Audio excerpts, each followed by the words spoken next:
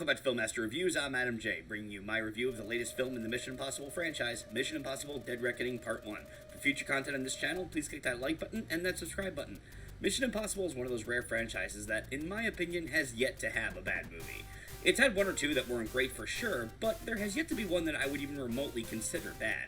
This is a thrilling franchise based on an old TV show, one that since 1996 has continued to thrive with Tom Cruise leading the charge. I don't think it's unfair to say that Tom Cruise has revitalized the movie-going experience. After last year's Top Gun Maverick not only hitting it big at the box office, but also being leagues and bounds better than its predecessor, I was excited to see Tom Cruise step back into the role of Ethan Hunt and show all these fake-ass action movies how it's done. Oh yeah, I'm looking at you, motherfuckers, and I'm so happy to say that he did just that once again. Mission Impossible Dead Reckoning Part 1 continues the trend of these movies being amazing theater spectacles that not only deliver the action, but also deliver on good storytelling and, for the most part, good character development. In Dead Reckoning Part 1, Ethan Hunt, played by Tom Cruise, is tasked with finding two halves of a key which has the power to either control or shut down a program known as the Entity, an AI used for advanced warfare that went rogue. When this leads him back to Ilsa Faust, played again by the always amazing Rebecca Ferguson, Ethan and his team, consisting of Benji, played by Simon Pegg, and Luther, played by Ving Rhames, must team up with Ilsa and a thief, played by Haley Atwell, to get the key and save the world. Now, as I said before, I either enjoy or love every film in this franchise.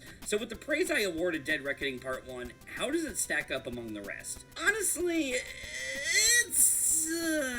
it's about mid-tier. Yeah, around there. Look, despite the fact that it delivers a thrilling action experience and does have some great moments, there were certain things holding it back for me and other moments regarding the continuity of the series that just had me tilting my head something fierce. But first, the positives.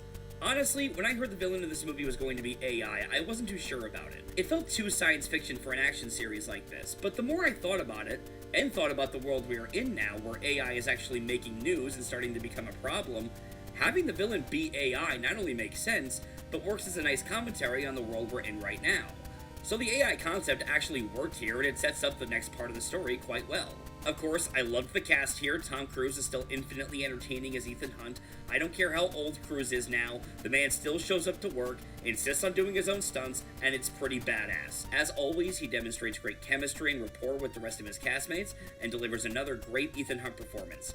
Really looking forward to seeing this character again. Rebecca Ferguson once again kills it as Ilsa Faust, undoubtedly one of the best characters created for this series. Loved her in both Rogue Nation and Fallout, and I love her here, despite her character having a smaller role this time. Simon Pegg and Ving Rhames returned to the characters of Benji and Luther like they never left them. Hell, even Henry Chernay came back to play Kittredge from the first film, and it results in a scene that nicely calls back to that original film, Dutch angles and all. But, like, seriously, where has this guy been? Okay, more on that in a minute. In addition, Pom Klementieff is absolutely badass as the assassin Paris. She just owns every action moment she has, and I can't wait to see what they do with her in part 2 of this.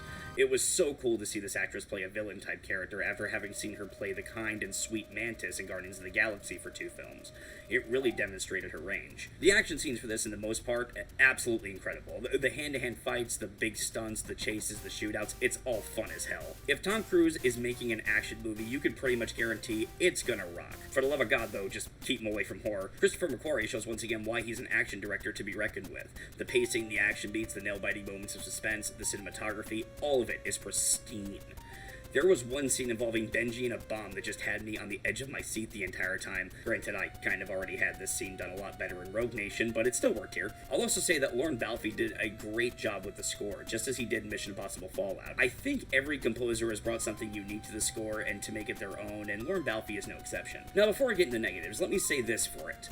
In a year where so many films have been underwhelming or just complete crap, Dead Reckoning Part 1, despite its faults, reminds us all why we love going to the movies, or even just these movies, in the first place. It's not John Wick Chapter 4, I don't love everything about it, and it's going to be hard to rank these movies overall, but Dead Reckoning Part 1 gets my solid recommendation and seal of approval. Now onto the negatives. While I love the AI villain concept here, the secondary villain, who just so happens to have a history with Hunt that we are only now acknowledging 7 movies in, falls completely flat. Gabriel, played by Issei Morales, is honestly as generic as they come. Don't get me wrong, Morales still gives a fine performance here. He's not the problem. The way the character is written is the problem. And the way he's just hastily railroaded into Ethan's tragic past that we are only now touching upon just feels so forced and awkward. He's probably the thing in part 2 of this I'll be looking forward to the least. And unfortunately, look, I'm sorry guys, I have to say the same for Haley Atwell's character here. She plays Grace, a thief who is constantly derailing Hunt's mission to get the key. The character at the end of the day is just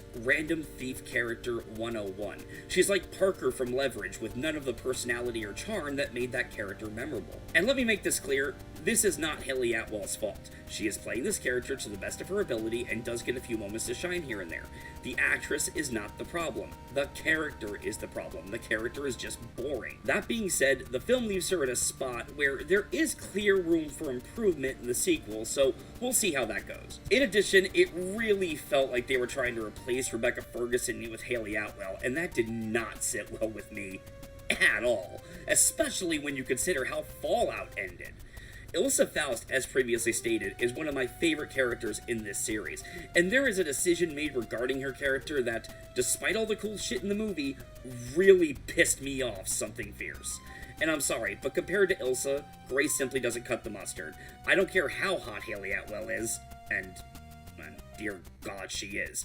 There's also several continuity issues in the film that I feel are being overlooked because I hear no one else talking about them. And I'm sorry, but they've been driving me nuts. So when we see Hunt's ever so vague backstory flashback in this film, we hear Kittredge saying in the background that he was given the choice to join the IMF or he could spend the rest of his life in prison. Then why was he allowed to leave the IMF in Mission Impossible 3? I mean, I know Ghost Protocol already kind of dicked that movie over something hard, but are we just forgetting that? Also, Kittredge states that when they need a random agent, they just send word. That's all they do. Send word my ass? Does the IMF no longer have a headquarters? I mean, we clearly saw that in the third film, and I'm pretty sure in Rogue Nation as well. I know finding messages in hidden locations and so on, like phones or voice recorders, that's always been a thing. But to suggest that all these people are just scattered is ridiculous given what we've already seen. Speaking of Rogue Nation, how does the National Security Advisor not know what the IMF is? And by the way, Carrie Elways, another useless character here. But I'm sorry, no. We saw in Rogue Nation that the government was voting whether or not to keep the IMF in business or not. So the IMF not being common knowledge among US government officials makes no sense whatsoever. Also, how is Kittredge even back in the IMF? We haven't seen him since the first movie. He's not the secretary anymore.